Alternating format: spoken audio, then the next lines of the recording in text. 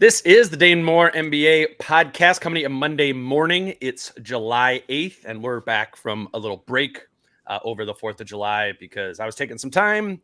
And because I was taking time, we didn't get to discuss on the pod the Joe Ingles signing, the PJ Dozier signing, or the departures of Kyle Anderson, Monte Morris, and Jordan McLaughlin. I got Kyle Tighe here with me today. We'll get into those moves, how this roster kind of feels like it's sort of come together and pretty much is what it is, bearing some sort of big trade.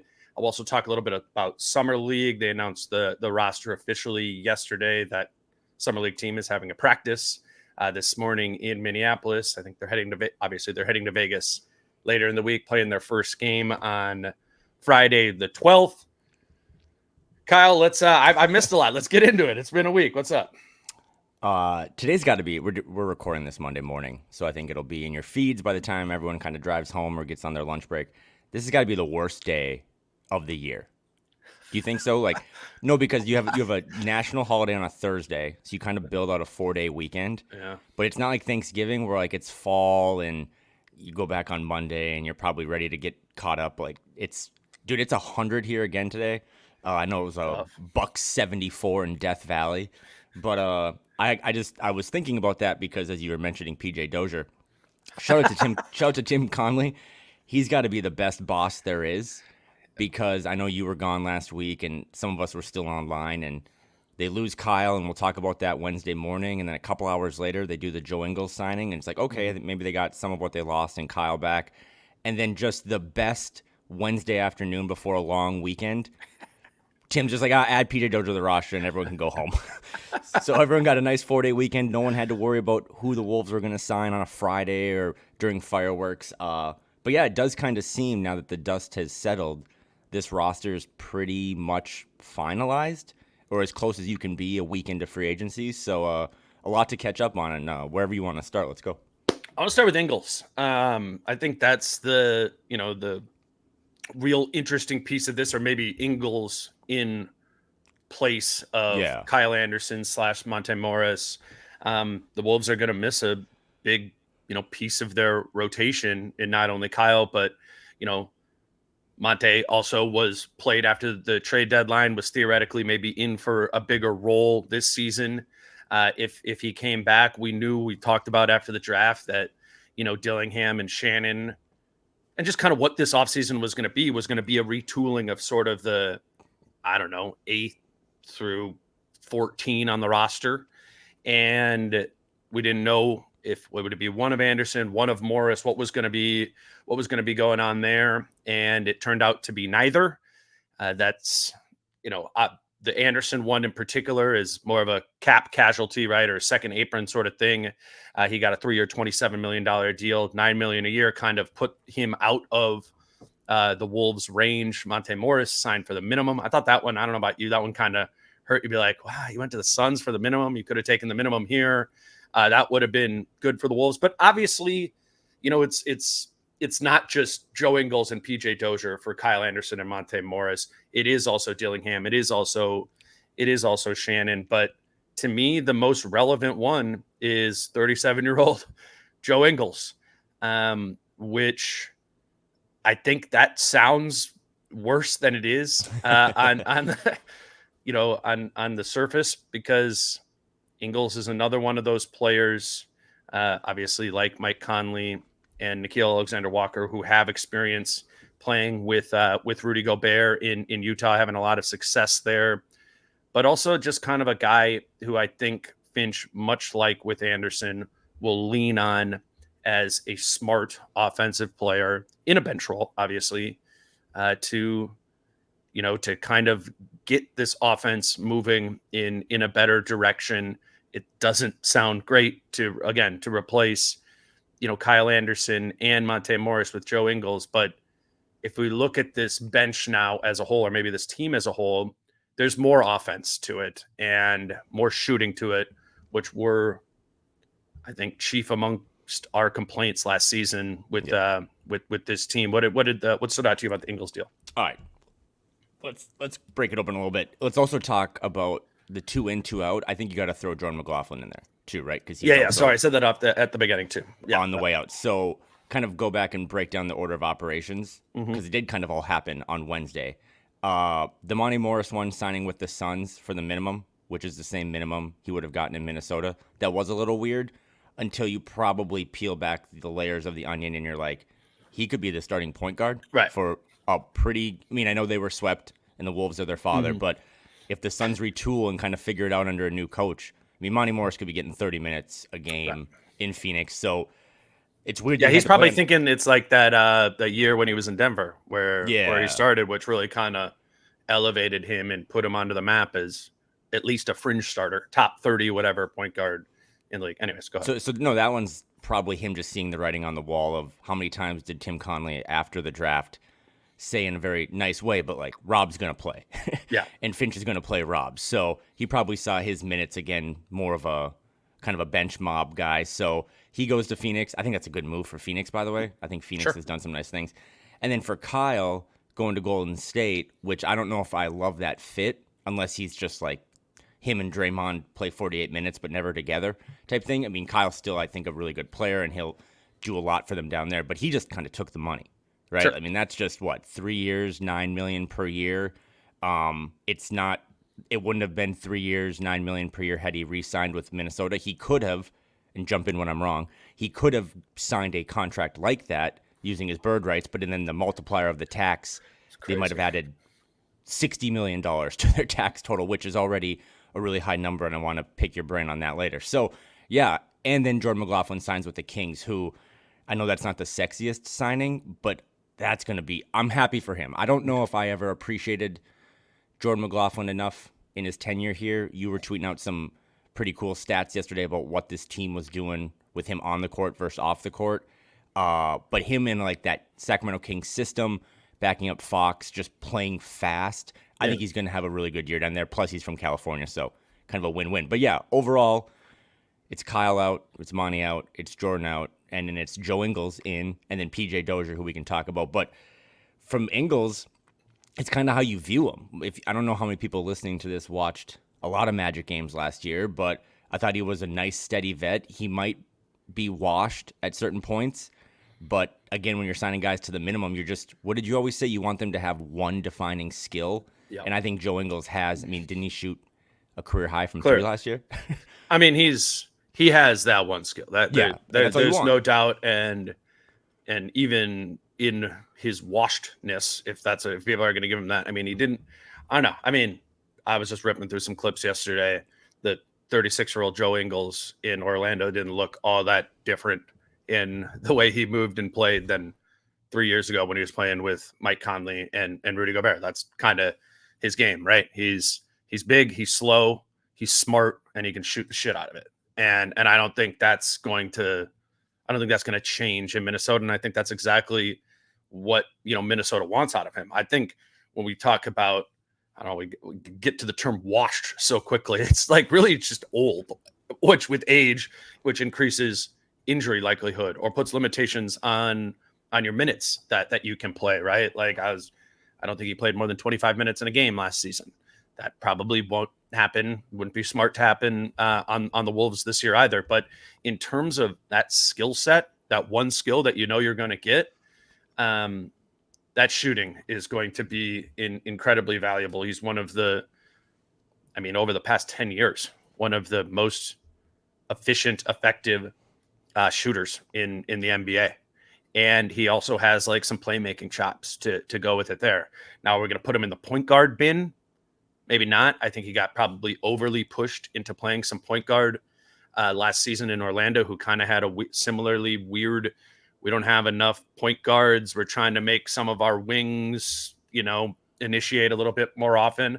I think that's something you need to protect Ingles against a little bit, is not putting him in that straight, point guard initiating the offense overly frequently, because, as if you want to look up the bad things of his stats last season, it's his turnovers and the turnover rate. I think that was up because he was asked to play a little bit too much point guard. So I think the question is for the Wolves, can you get Ingles to be filed into that always like fourth, fifth usage guy on the team, make some shots, be a secondary creator, play make, find Rudy, see the floor. Like, he can do that. I don't like, within the context of understanding that he's a minimum contract player, I've just been shocked to see like any pushback on the move. Right. Because Yeah. I think you get actually almost certainly more than one skill, because it's the shooting. There is some playmaking there.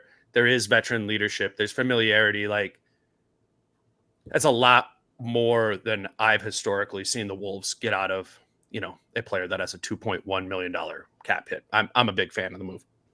Yeah, and there's also just a conversation here about, because I've seen some pushback, a small segment of people being like, was this offseason kind of a bust? And it's like they had, like, what were they supposed to do, right? I'm sure they would have loved, and I think this was honest, coming from Finch, coming from Tim Connolly, they would have loved to have had Kyle back. But Kyle probably has one more good contract left in him.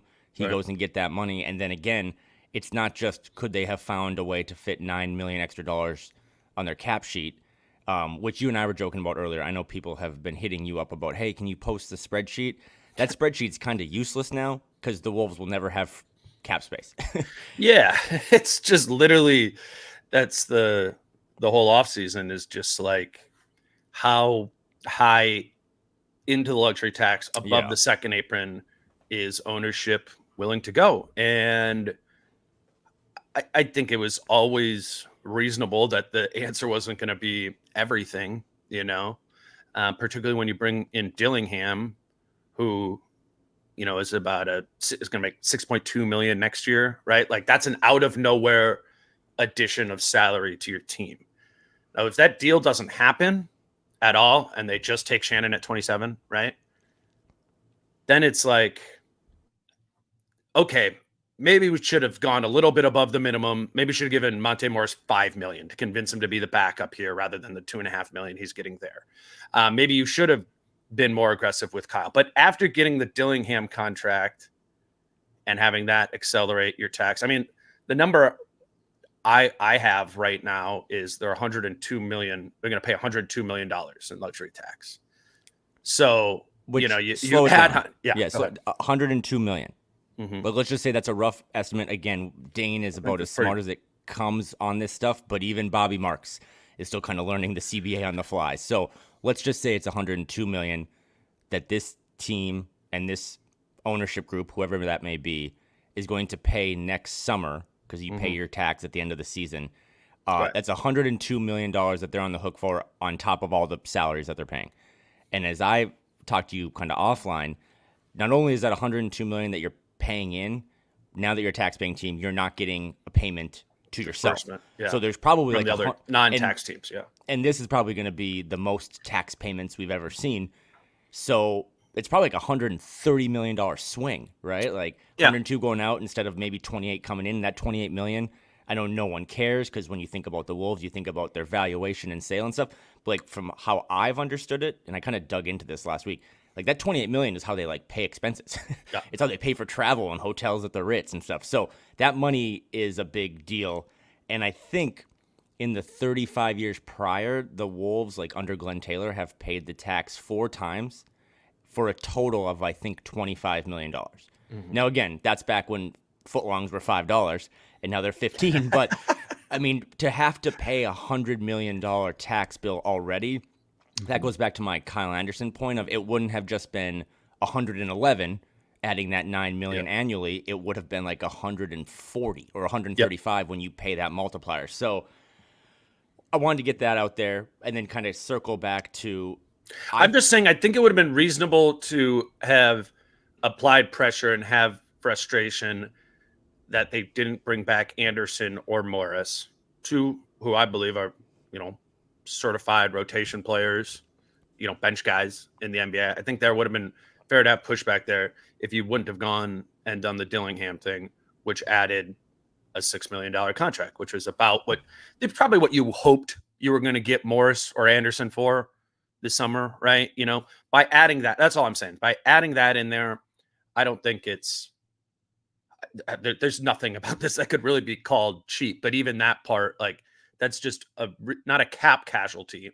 That's a luxury tax casualty. And when we see some of the other second apron casualties going on. I mean, Paul George, this is a pretty big difference between Monte Morris and Paul George, and just every team in the Wolves salary range this year and going forward is, going to be very cautious when they're up there and not just throwing an extra even $6, $7, $8 million at somebody because of the multipliers. I think this is fine.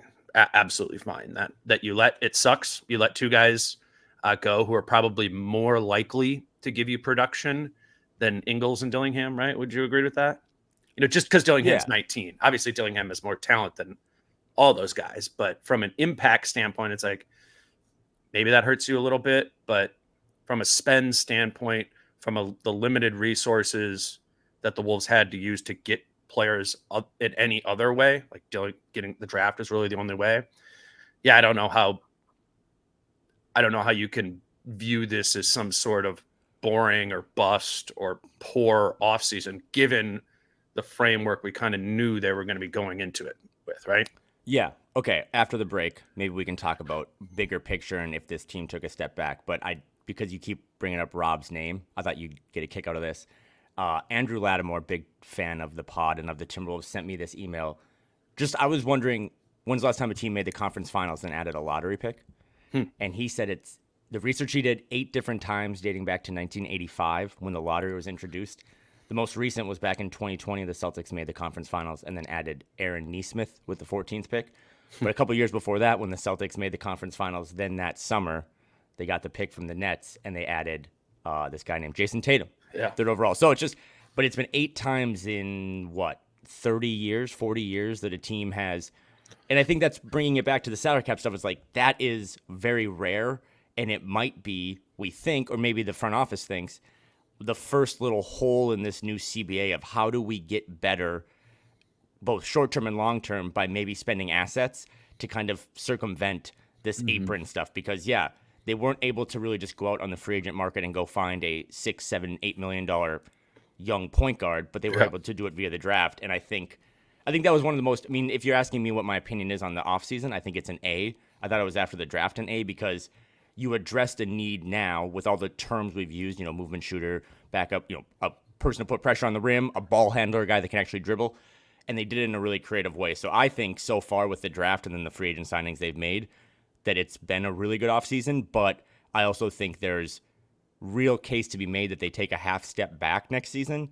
And spoiler alert, I think that's okay. Let's grab our first break. Today's show is brought to you by Falling Knife Brewing Company. And we wanted to let you know that Falling Knife is going to be open for the Summer League games and have them showing on their TV as they do all during the regular season. Obviously, you've heard me talk about Falling Knife a million times for being a place to go to watch Wolves regular season games in the tap room on the projector screens. Sounds like a pretty nice way. The first game's on Friday, right, Kyle? Yep. Like Friday. Do you know what time it starts at? So I should write this down. No, it's Friday in the afternoon. So I think it's Friday, like 4:30 Central Time. That sounds like perfect to go to a brewery and watch, right? Have the Summer League game on there. Hopefully it'll be nice outside. So we just, it's something to do this weekend. If you're getting out and about on Friday and then the next game's on Sunday, go hang out at the brewery. There'll be other Wolves fans there watching the game. I actually think this team's going to be pretty fun to watch, which we'll get into later in the episode. But that's Falling Knife Brewing Company in Northeast Minneapolis. Get over there this weekend for the Summer League games. Today's show is also brought to you by Your Home Improvement Company. And this summer, YHIC is running a special on both bathroom and window remodels. Whether it's kind of a good time, as Kyle, you're getting some housework done the summertime. You're a little warm over there, but yeah. I think rather than it being the winter time here in Minnesota, get a complete bathroom remodel or just a tub to shower conversion done when it's nice out. Your Home Improvement Company's work is backed by a lifetime warranty. Their summer window promotion is buy 2 get 2 triple pane windows for free. These windows also come with a lifetime warranty. They're installed by certified professionals. And whether it's the bathroom or the windows, it's 0 down, 0 interest, and 0 payments until 2026. Check out YHIC at yourhomeimprovementco.com, or you can call them at 866-777-YHIC. Your Home Improvement Company, where it's your home made better. All right, let's keep rolling here. I want to talk about Ingles a little bit more again, because I think that's that's like the interesting thing. That's the different thing. What is this going to be? I think we know it's going to be Nas and Nikhil as the first guys off the bench, but Ingles takes, and then and Dillingham there too, but kind of based on what they determine Dillingham's ready to do at the beginning of his rookie year.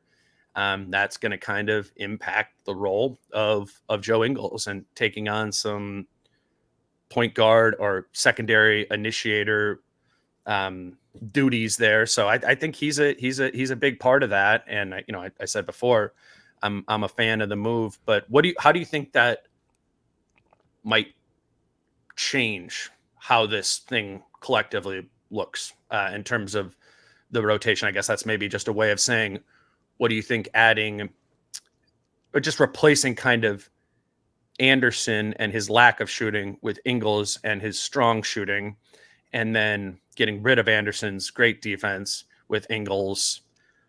I wouldn't say Ingles is a terrible defender, but it's obviously a pretty big step down from Kyle Anderson there. What do you see that, I guess, in a vacuum kind of changing?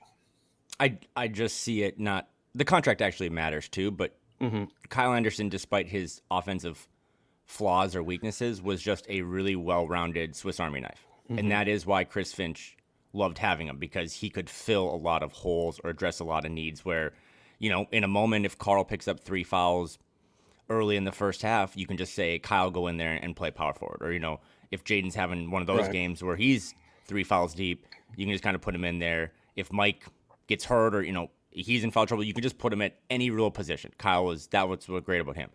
I think Joe Ingles is just, if you were able to find like a Swiss Army knife at the dollar store, he's not really as polished, I don't think, as Kyle is as a playmaker, even though he does have playmaking chops. I disagree with that. I think Ingles is a really good playmaker, man. Okay, and that's fair. I mean, I'm probably just. What makes you say that? I don't know. I do kind of. I think maybe it's the turnover thing. Cam, that's not great, especially for a team and a coach that just hates that.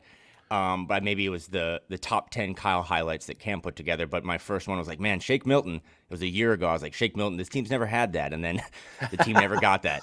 So I don't know. I just don't want to get too hyped about it. But I do think his good. I mean, again, this team really did make an emphasis this summer to be like, hey, you know what? Maybe we don't need to be the top defense throughout 82 games. Maybe we can just be, to what your point was all season, can you be top 10 in both? And despite how good they were defensively, they probably looked at their budget and was like, we can probably afford to spend a little more offensively and just come down a peg or two. If we're the 5th best defense in the league next year, that's fine if we go from 17th on offense to like 11th or 9th. And Joe Ingles will help with that a lot. I'm most excited for him to just shoot, because there are too many Kyle clips where, for a team that was pretty stagnant offensively and would get broken down, there were too many times when they actually had a good set or a good movement and the ball was swinging and it hits Kyle in the corner and he refused to shoot it. That nukes a play, even if he did get kind of into that mid-range for that little floater. So I'm most excited for his shooting, but I don't know, like bigger picture, you want to talk about Ant and Jaden and the increased responsibilities of some of these young guys. I don't really want Joe Ingles to have the ball in his hands as much as Kyle had it in his hands. Is that fair? Yeah. Well, yes, I would agree with that. I mean, okay. Kyle had the ball in his hands to an outsized proportion for like any 8th man. It was just kind of, but that was because this team was so desperate for another guy to be able to put the ball in their hands and make decisions. And we would call Kyle Anderson in his 2 years here a good decision maker, right? 100%. Well, he had a really high turnover rate too. Right? Kyle turned the ball over a lot, right? I mean, we don't even need numbers for that. We can all picture that. Yeah. I mean, the numbers are similar there. Ingles was, again, particularly high. Ingles turned it over more than Kyle Anderson did last year. I don't know. I guess some of this is the glass half full thing, but that team needed a point guard like more than any team. That was a playoff team. Orlando did. I was going to say, no matter what you think about the Wolves and having a lack of dribblers, they have more guys that can play make than Orlando did. Orlando's got some really fun young pieces, but I mean, their point guards were like Fultz and Suggs, right? You know, like they had no one that was really a true facilitator. Yeah. The Wolves have Mike, they have Ant learning. So you're 100% correct on that he was probably on the most point guard playmaking needy team in the league. Yeah, and I just think that contributed to the sure. the main signal of like, hey, you know, this is something that isn't good. It's if you look at cleaning glass, it's the blues, right? These are the bad things. The red things or the orange things are really red and really orange because Joe Ingles was 99th percentile in assist to usage rate. He was 93rd percentile in assist percentage. He was 94th percentile in points per shot attempt. Like he is an extremely efficient offensive player when he is in that lower usage role, right? Which again, that's why Finch and you know however the rotation is put together, like let's not force Joe Ingles in that lineup like you often did with Kyle Anderson to be maybe like the third option, right? Like keep him in the fourth or fifth option when he's on the floor as much as possible, and then you tap into the great shooting. You tap into the smart spacing and the smart playmaking that he has in his game. I think it's like when I was just going through some of the clips yesterday, Ingles would turn it over when he was like put in a situation where the simple just getting off of it wasn't there, and he had to kind of like get to that second, third dribble to get downhill all the way to the rim. And, you know, he's 37 years old. He doesn't have that like burst to really get there. So sometimes he'd be like, all right, like everyone's home on the shooters. I have to go all the way to the basket here. And the defender would just kind of like swallow it up. Or he would, his field goal percentage at the rim went down last year. And I think it just, every time I was watching it, I was seeing the turnovers. It was like, why did you put him in that situation?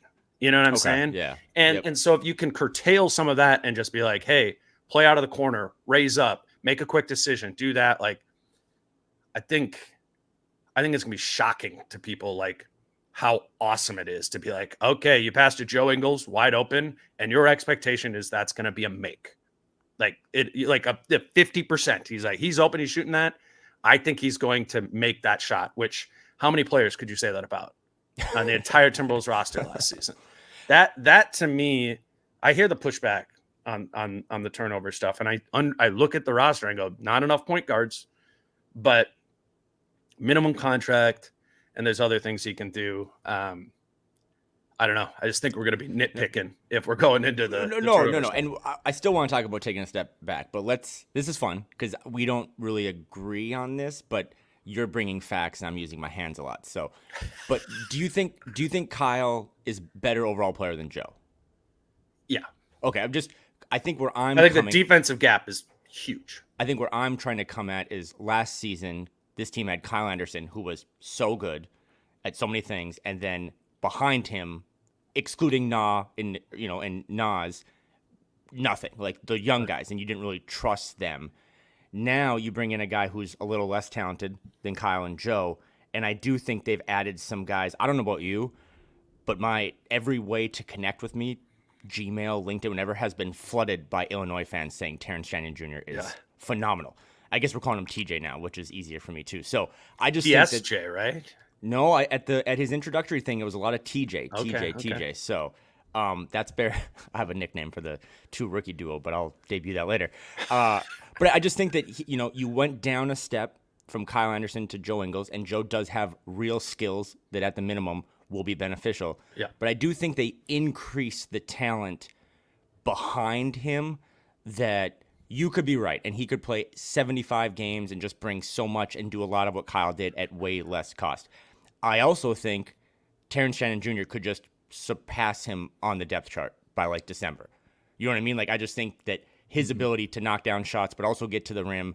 I know Joe is really relied on in this idea of being a playmaker because this team's still behind Mike. It's like a 19-year-old kid or Ant. Like, they don't have a lot of... So you're right there. I'm just trying to provide some less optimistic pushback because I'm too optimistic sometimes. But if it goes well, how do you push back on a minimum signing? Is I think your bigger picture and my bigger picture. And it does come then to What if this team does take a half step back next year? I said that to you before the draft. Like, maybe they take a half step back next year. I think that's okay. Like, I think it's okay if they have to. Can you describe what a half step back like Have is? you seen what the Denver Nuggets 6 through 10 is? Mm-hmm. Because it's frightening. It is frightening to see that all of a sudden the Denver Nuggets, not only do they lose KCP and they throw Christian Braun into like the starting spot, they now, it's not like, oh, I hope the young guys are good. They have to have their young guys play if they want and be good if Yeah. they want to be a contender. And again, Denver has the best player in the world. They have a title. I'm jealous, but like that is adorable. They have to rely on the Julian Strothers of the world. The Wolves, in my opinion, don't need to rely on the young guys yet, even though they have now 5 or 6 young ones and they're Sure. going to be at Summer League and it's going to be fun. They can just lean really hard into an 8-man rotation of the starters and Nikhil and Nas and Joe Ingles. But I would like for them to play the young guys a little bit and see what they have so that next summer, I'm not trying to get ahead of ourselves, but next summer, I really do think we've agreed it's like 10 times more important than this offseason was, that the Wolves probably do downsize, literally. Like, probably, this is just me, like, have to move off of one of their 3 bigs, or like they re-sign Nas and then get rid of Rudy or Carl. Like, I think that will come a time because the second apron stuff, I mean, you're seeing teams like the Clippers say it's better for us to just lose an all-star than to get assets back. And that's goes against everything you've known in sports, right? You can't lose the asset for nothing. Right. Well, now in the second apron, you can. Like, you probably should. So I look at it as I'd be more focused on acclimating, yes, Rob is the backup point guard on October 19th in the first regular season game. Or Leonard Miller, Josh Minot, TJ, Jalen Clark, like they get some minutes early and they probably lose a couple more games. That's what I say, taking a half step back, because I don't think you have to grind out the best defense in the league and try to be the top team in the league next year in a loaded West again. That's my only pushback on that is like, and I get what you're saying there. I just wonder, like, how far does 3 wins drop you back in the conference? Are you not you're not a home court team? Like, I don't know. I think there's a bigger conversation here too about like the roster. So the Wolves have now graduated from Ant and Jaden's rookie deals. They both get incredible pay raises starting next season. And I think it's important to remember that 3 of those 4 rookie contract seasons, the Wolves made playoff runs. Now, 2 of those were early exits in the first round, but you got 3 playoff opportunities out of the first 4 cheap years, the rookie quarterback conversation. Those guys now get massive pay raises. Like, you kind of taking the bumpers out of the lane type thing. I think they need to be, I'm just looking at the young guys now need to be more of the picture, and they can't just grind out wins. And to your point, does 3 extra losses drop them down in the standings? Maybe. I mean, the Wolves were a pretty damn good road playoff team this last year, so I don't know how much home court even mattered to them. They didn't seem to be the most focused home team. They had home court in the Western Conference Finals, and they lost in 5. So I don't want to get to a spot. I was wrong. They shouldn't have played the young guys last year. But I also don't want to get to a spot where you're the Denver Nuggets a year from now, and you've lost Carl in a salary dump, hypothetically, and now you're like, hey, Leonard Miller has to play 22 minutes a game and score 14 and 10, otherwise we're going to be bad. I'd kind of like to use this season, at least the first couple months, to be like, what do we have who can plug and play? Because I don't think you can just go all the way back to this 8-man rotation and then what can we get from Rob and just bury all the young guys. Because those young guys, they're not all going to pan out. I totally see that. Josh might not be good. Leonard Miller might not have the skills or the ability to play defense. But they're going to need a couple of them because that is the new reality of this league. You need those guys on those cheap long-term minimum contracts. And I'd rather start October, November with getting them a little run, even if it meant a couple losses. Yeah, I just don't think they need them right now. Like, I don't think they need them on October 19th. Okay, then, because the 6th man is Nas, the 7th man is Nikhil, Dillingham's 8, Ingles is 9. I mean, maybe one of them, like Minot, Shannon, Miller, whatever, is circling that 10th spot in the rotation. It's not that big of a role. Now, I think at some point during the season, right, grab a couple injuries. The only real pieces you can, Nikhil rolls an ankle, Jaden's out for a month. Now you start needing to add another a Miller Minot, one of those guys into the rotation probably. And at that point, yeah, like there'll probably be some growing pains. Let's see if you can catch some lightning in a bottle. Maybe one of those young guys has made a leap into being like, yeah, this is a guy I feel comfortable being in the rotation. I think that can all happen without them taking a step back, because Okay. I think or a half step back. Sorry, is what you said. I think there's just a way with those main guys to take a half step forward. Like, I expect Carl to be a lot better offensively this season. That's just, whether that's on him, on his teammates to involve him, the way in which Finch uses him. The more I sit back and reflect on the season that was, it's just, I shake my head at like how many things were missing Mm-hmm. offensively. I'm just like, okay, here's what ways we can get more out of Carl. What about like Ant really turned the corner into leveling up as a better player in the trade deadline? Like Mm-hmm. Mm-hmm. February, last couple, like I expect that Ant all season, and I think that might in and of itself be a half step forward. Um, can Rudy benefit now if you're in a context where there's more shooting surrounding Rudy? Can Rudy help you make a half step forward?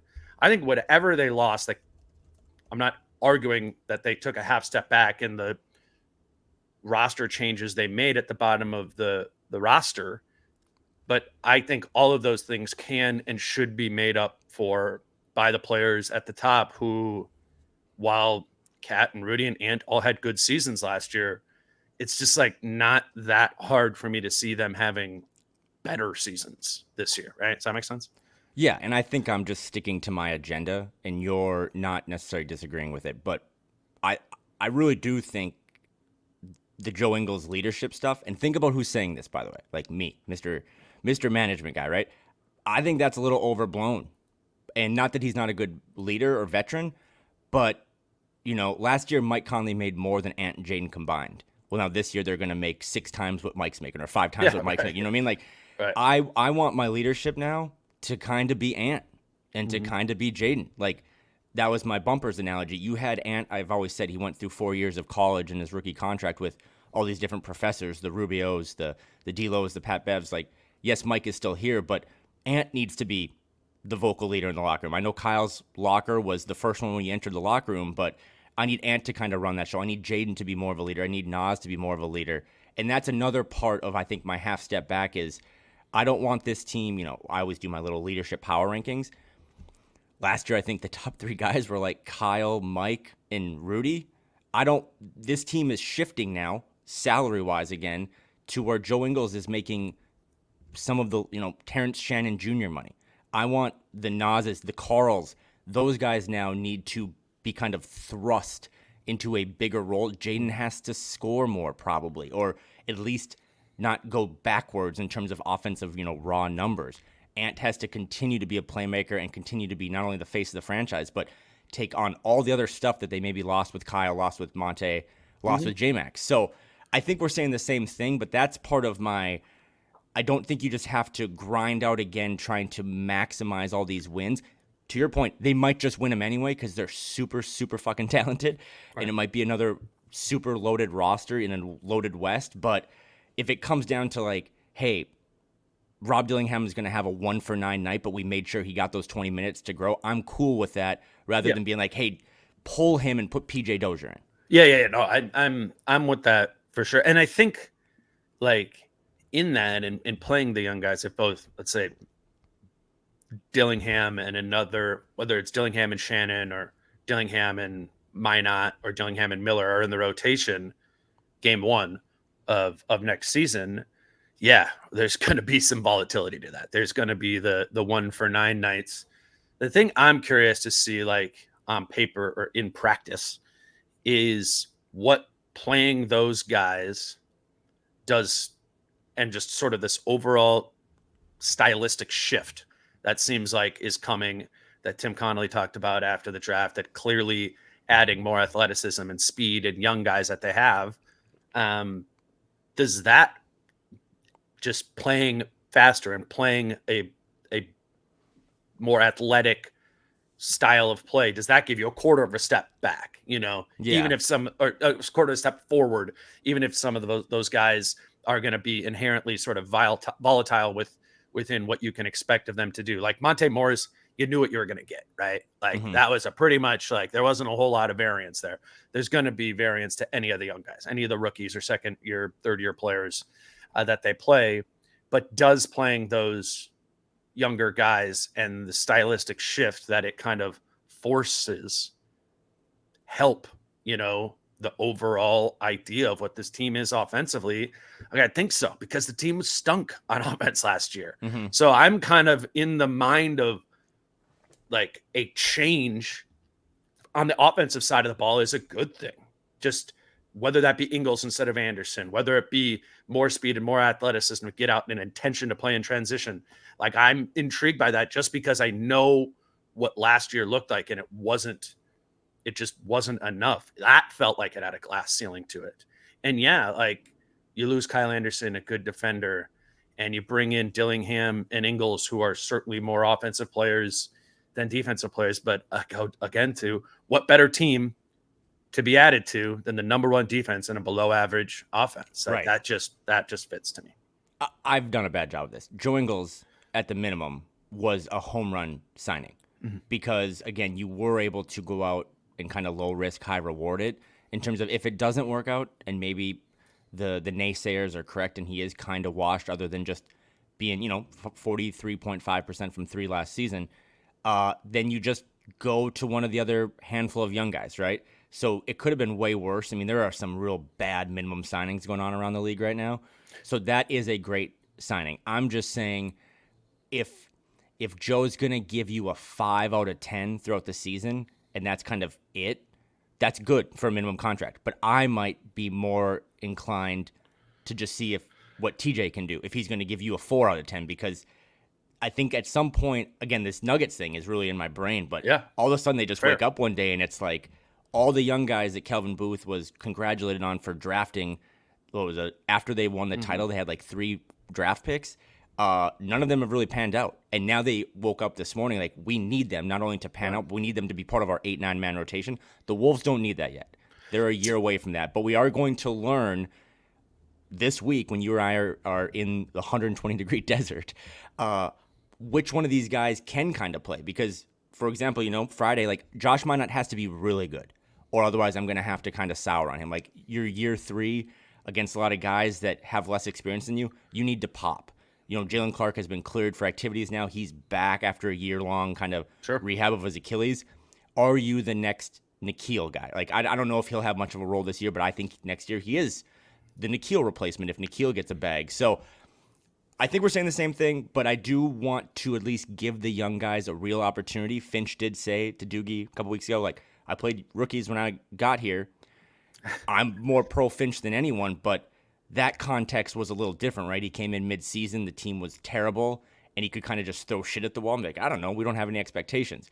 Well, now you have real expectations coming off a Western Conference Finals trip, and I'll be curious to see, I think Finch plays the guys he trusts. You were kind of pointing out to me last week that maybe he doesn't play some of the young guys because they're not ready. That's a great point. But now if some of them are ready, like if Rob has a couple skills, like holy shit, that's a nice backup point guard to have in January and February when it's like the doldrums, then he's got to play. And that's kind of my overall stance. Yeah, so you've been saying, again, and you said earlier, like I was wrong about playing the younger guys. I felt 100%. like your argument about that last year, like what you were pushing there was like, you just kind of wanted more juice, right? Yes. That's what it seemed like you wanted last year. Some more like a change of pace back in the NFL, right? Just I also think you were kind of doing the like, I know what's behind door 1 and 2. Like, maybe there's hope behind door 3, right? Like, yep. And that's why I never liked that last year. But when you're doing the Denver thing, that is the argument, right? Is that in 12 more months, certainly those young guys, probably multiple of them, need to have important roles on the team next year. And also, I think you can push that timeline up more, like I was saying earlier, where the Wolves were pretty healthy last year. Like exactly. Or like, Carl was out. There wasn't a lot of times where like 3 or 4 rotation guys were out. What happens then in January if there's 3 rotation guys out? That now you have a Denver situation in January, right? And you need those guys. So I think that's the idea, and that's why Summer League, and let's talk about it now, is more intriguing and more relevant than it has been. And I think this will be my 7th or 8th, I don't know, 7th time I've gone. This is so relevant because some of these guys that are playing are not only going to play, but move the needle this season to some extent. I mean, Dillingham will be a lot of the main one to focus on, but like you just did the Jalen Clark Nikhil thing. Now, like, what are the odds of that?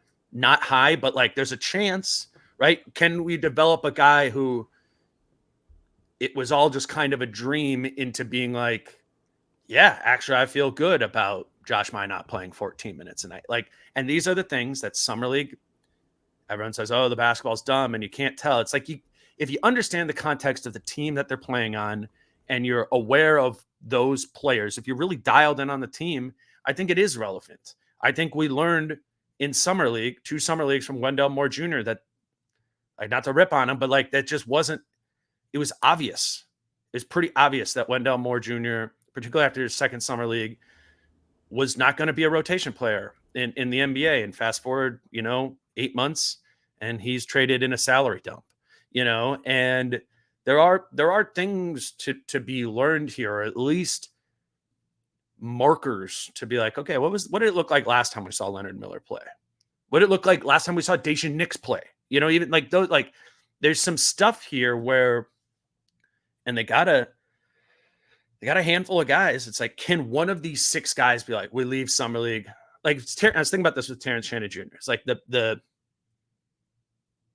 if I can come back from Vegas and be able to say, Terrence Shannon Jr., I feel good about him being in the rotation next season. That is such a win.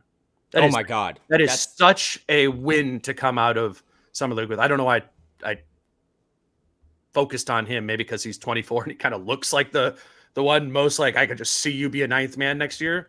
But that right now, that's a kind of a long shot. Like I wouldn't, what is that plus 490 that happens after Summer League, but you have like 6 guys. And if we can come back from Summer League, not just with rose-colored glasses saying, I think he can be the 9th man next year, but we've really seen stuff on tape and growth. I think that's huge. I just really think that's huge. No, let's go even deeper on this. So Summer League, you said this is like your 7th or 8th. This is like, I think, our 8th year entering that you and I have covered this team. But I've gone to Summer League a lot before I even got into this. And it was always to go watch the Wolves high lottery pick and see if they can be a star. And that's, shout out to Rob Dillingham, who was the 8th overall pick. He is, despite being the youngest player on the team, he's kind of in his own bin right now in my mind, because it is like TJ, Jalen Clark, Leonard Miller, Josh Minot, those late 1st, early 2nd round guys. What do you have? If any of them show that they can just consistently play, that's another thing too. Like Summer League, can you just consistently play in those 4 or 5 games? And let's use TJ as an example. If he does play really well for 4 or 5 games, that is a massive, massive win. Not because he is going to be a star, but maybe he is like an actual Lazar Hayward type player that's like, okay, any game now, if foul trouble gets weird, and you're talking about a team that has some of the worst foul trouble in the league, we can just go to him and not be concerned. So I think you're totally on. I wanted to bring it back quick just to the Nuggets example, because you're more familiar with these guys than I am, but Ryan Blackburn, who's been on the show, friend of the show, he was talking about like their projected thing next year, and this ties into Summer League. What's their projected thing? Projected starting lineup. Yeah. Sorry, it's Murray, it's Braun, it's MPJ, it's Gordon and Jokic. Like still one of the better starting lineups in the league. But behind that now, I don't even know some of these guys' first names. It's Pickett, it's Strother, it's Watson, it's Najee, it's Holmes. They did go out and sign Dario Saric, which was kind of a fun move. But as good as he's been at some points, there's been Daron Holmes too, right? Yeah. So, but they need those guys to like Pickett right now, unless they make another move, is their backup point guard. Yeah. For a guy in Jamal Murray who has had an injury trouble. So going back to the Wolves, they just need one, Rob Dillingham needs to be good. That's, Mhm. again, his own bucket. But if one of those 4 or 5 guys, you can throw Daishen Nix in there too, if they look competent or trustworthy enough, I'm with you. It doesn't have to be – this isn't the greatest Summer League team of all time, by the way. I don't know. Do you remember the Lakers team back in, I think it was 2017? Oh, like Randall and Lonzo Lonzo and Ingram. Ball, Caruso, PJ Dozier, Josh Hart, Brandon PJ Ingram, Kyle Dozier. Kuzma, and Zubac. Like, that team was filthy. So not everyone needs to pop this weekend. It really is hard, especially, I'm sure, older guys like a Josh, maybe even a Leonard, are kind of forcing it, trying to get noticed. But if they can come away from these next 10 or 12 days in the desert with 1 or 2 guys on top of Rob, they're like, okay, I could see them playing.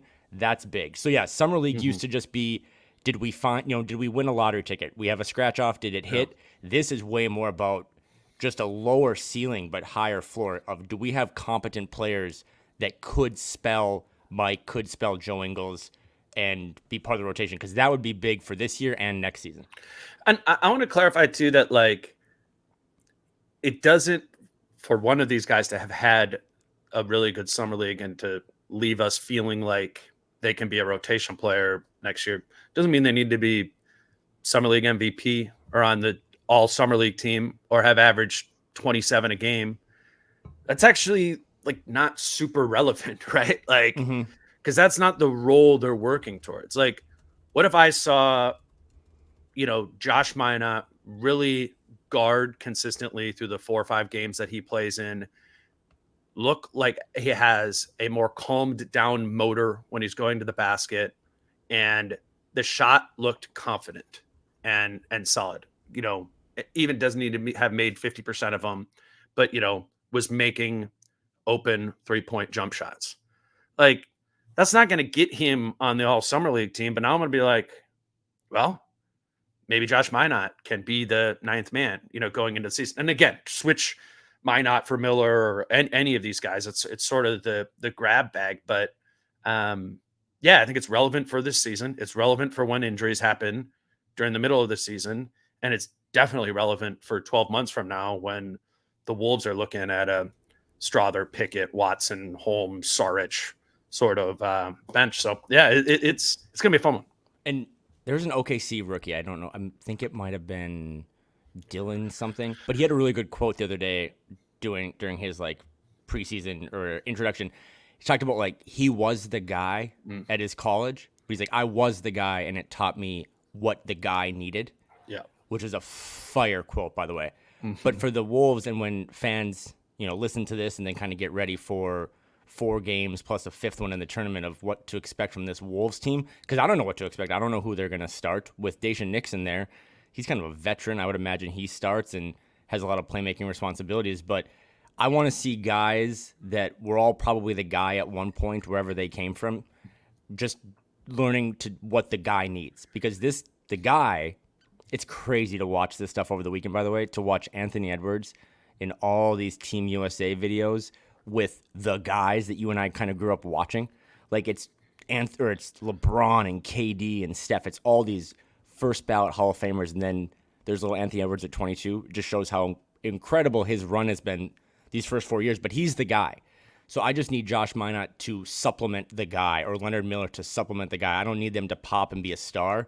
But I do think these 4 Summer League games are totally different than anything we've watched before. Like, you're going to get a real sense of what's kind of marinating on this roster or in this organization. And if 1 or 2 of them come off, I mean, even with Dillingham, like, Trae Young was 4 for 20 in his first game. I'm not concerned about that. I really want to see if Rob has an ability to make more plays. You were really highlighting that after the draft. Can he make some plays and some assists and feed some guys that we just didn't really see at Kentucky? I'm always excited for Summer League. I'm really excited for Summer League because I think this stuff actually is going to matter, whether it be this year for me or more long-term for the smart people like you. Do you have I know we're kind of running out of time here. Do you have anything you want to make sure to get to, or I have one more thing? Well, I mean, quickly, we kind of glossed over this, but yeah, we talked about who left. We talked about who's coming in. I think you can be not critical, but just kind of scratch your head of like, okay, PJ Dozier, that one was a little weird. Because he was just, He wasn't playing in the United States last year. That's a good way to Mm-hmm. start. I know he has a history with Tim Connolly. Tim Connolly does kind of have a type. Can't really question anything Tim does because it's usually a win. But that one kind of came out of left field because I know the Wolves liked him before. He, I think, tore his ACL and then kind of rehabbed it and played in Europe. But And he was on the Iowa Wolves for a year or two. That was just, with some of the names that are still out there that are probably minimum contract candidates, I thought that was kind of a weird one because, again, you lose Kyle and you lose Monte last Wednesday. You're like, all right, they got the Kyle replacement in Joe, but they didn't really get a backup point guard. And I know Dozier can do a lot of things, but if Rob needs some time to marinate in October, November, is it PJ Dozier backing up Mike Conley? I think that's a real question that they need to address. I don't think so. I think I've also seen some conflicting stuff, and I was planning on asking, but I'm not sure that's fully guaranteed. Okay. The Dozier contract, which kind of like Austin Rivers, like when he was on the team 2 years ago, like his deal was like 40% guaranteed to start the year, and it's kind of like it's basically giving you a roster spot or the opportunity to sort of earn it. I'm not looking, and I doubt they are. I haven't talked to anybody about Dozier specifically because I think it's like the 14th, 15th guy. Like I think and there's clearly a belief there from Tim going back probably to the 2017 Summer League when he saw PJ Dozier on that Lakers team. I'm not. I think of Dozier as a more veteran end of bench piece that if things got really bad and really thin injury wise, you'd have a little bit more confidence in putting him in than maybe you would have Josh Minot a year ago or Dacian Nix. Like Josh Minot and Dacian Nix got a handful of rotation minutes this year, right? And maybe the thought is, well, maybe we'll need some more rotation minutes this year. Maybe if Dillingham or Shannon struggle or whatever, that here's Dozier, a little bit more veteran, an opportunity to situationally be in the rotation rather than just going and getting a young guy. But I guess to your point, there's a lot of other guys out there that are going to ultimately sign for the minimum that you'd be like, hey, wouldn't you want to come play for the team that was in the Western Conference Finals? I think let's just kind of wait to see how the roster actually shakes out. And then I think it'll be fair if we get to, September and you're like, wait, is PJ Dozier kind of like maybe a backup point guard? That will be a little bit underwhelming. But I just think let's see that shake out a little bit. And I'll let you close, but on the PJ Dozier thing, from my perspective, right, because it's all happening in the moment. You lose Monte and then you lose Jordan McLaughlin a couple days later. I kind of assumed it was the backup point guard because let's just say it's not all guaranteed, and I'm sure you'll figure that out. Then it kind of does reinforce the fact that they really are giving the keys automatically to Rob Dillingham behind Mike. I also think too, just some random housekeeping things, and correct me if I'm wrong. As of this morning, July 8th, I don't think the Wolves have signed either of their rookie picks. Yeah. And also they have an open roster spot. Right. So, and I don't know how that all works. Like Jalen Clark is on the roster on a 2-way, that doesn't count. But if PJ Dozier isn't fully guaranteed or that's not the answer, then the Wolves do have one more roster spot in addition to their rookies that they have to sign between now and Friday, I guess, to iron that out. But I took the PJ Dozier signing as the cherry on the sundae, and that's kind of it. And we'll figure it out later this fall. But maybe they still have some plans that we don't know about. Yeah, and I think sometimes what's funny about the offseason, I can't remember a specific example of this with the Wolves in the past, but I know it's happened, where just the order of operations of when things get out kind of makes you think that Monte Morris and Jordan McLaughlin are gone, and then a day later the PJ Dozier news breaks. It's like, okay, that's your replacement. Well, what if the PJ Dozier news would have broke in a month? That I don't think, you know what I'm saying? It's kind of like the framing of the way we think about it. I just think a dumb way is Kyle out, Joe Ingles in. That makes sense. But Monte Morris out, Jordan McLaughlin out, PJ Dozier in makes me just think what Tim has been transparent about. Rob Dillingham is that guy, and he is going to back up Mike game one. All the other young guys are going to have to figure it out in Summer League in this offseason. And maybe, again, one of the last times a Western Conference Finals team had a lottery pick, it ended up being Jason Tatum. I don't know if Rob Dillingham is Jason Tatum, But when you invest that type of draft equity, right? They traded multiple Yeah, firsts in terms of swaps or a pick, and you're paying a guy now that much. I mean, Rob's going to make 3 times what Joe Ingles makes. So sure. maybe they're just saying behind closed doors what they're saying publicly. Rob Dillingham is the backup point guard of the 24-25 Wolves, and that's, fine with me. Yeah, no, I think that should be, the way to look at it. And as always, kind of when you have Ant on your team, it's hard to define point guard, right? Or, a lot of the times Monte Morris just sat in the corner when he was on the floor with Anthony Edwards as just a spacer, Mm-hmm. not, a traditional point guard. So What'd you have? I just wanted to note, I watched the France's game Oh against yeah, Germany, let's go. and Nerd it up. Gobert and Wemby. I've been watching a lot of these France games since that was like my first real like dive into Gobert 2 summers ago. Was watching him play all the games with France in August, September in Eurobasket. So I've just been kind of like watching this France team and last year in the World Cup. And so I was watching it the other day, their first game against Germany.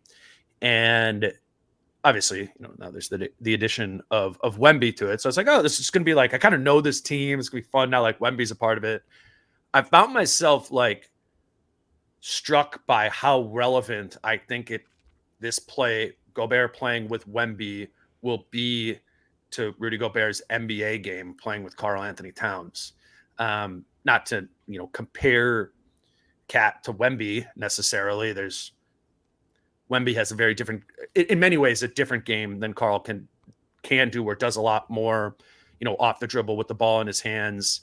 But it's still kind of the same idea of this like double big look where one of them can play, make some, and shoot, and together be weaponized. And that, while we haven't seen it in high volume, the 4-5 pick and roll thing, when the Wolves have gotten to it with Cat and Rudy over the course of the 2 years, is an intriguing bit of offense to this team that I don't think has gotten like fully juiced. So I would just say to, to listeners or to you, when you are tuning in to watch these France games, which I'm sure is going to happen with the Olympics, is like watch Rudy and the way he kind of interplays with Wemby, and ask yourself how you can picture kind of the structure of that within the Wolves. I don't, it's just one game and maybe I'm blowing it up a little bit, but I think this might be really good for Rudy in learning how to, be dynamic offensively with another four like that. He hasn't had that in Utah, or playing in France in his basketball career. I think this could teach him like, hey, this, Rudy always says like, my job is to create advantages. Mm-hmm. And he talks about that in relation to Mike and Ant all the time. I don't hear him say that enough about Karl. And I think he could be like, I can create advantages for Karl too, offensively, in ways I learned by playing with Wemby this summer. Last summer compared to this summer is just so crazy, because last summer the Wolves get bounced in the first round, kind of quick fashion, kind of embarrassing, and then they don't have a pick. Obviously get Leonard Miller, but it is what it is. This summer, with what we just talked about and a really, really loaded roster, I mean, there's guys that we haven't mentioned that are on this Summer League roster that are kind of down the pecking order a little bit, but I don't know, man. They signed some French point guard from the French national team that got cut, and he's on the team. There's just there's a local kid, I think, that went to Iowa State. I just think there's a lot of interesting guys on this team. But on top of all the Summer League stuff, which, again, back in my day, Summer League was not televised, and now it's going to be on ESPN, or you'll be able to watch every Wolves Summer League game. You have all of this international basketball leading up to the Olympics, and I'm excited to see, Joe Ingles is on the Australia team. Sure. I'm excited to see him kind of in Nikhil, and then that Canada team is nasty. Leonard Miller was getting some practice runs up there. He won't play, but yeah, what Rudy's doing with Victor in France. I mean, Rudy was kind of always the lone big on Team France for going back historically. It was also kind of the guy.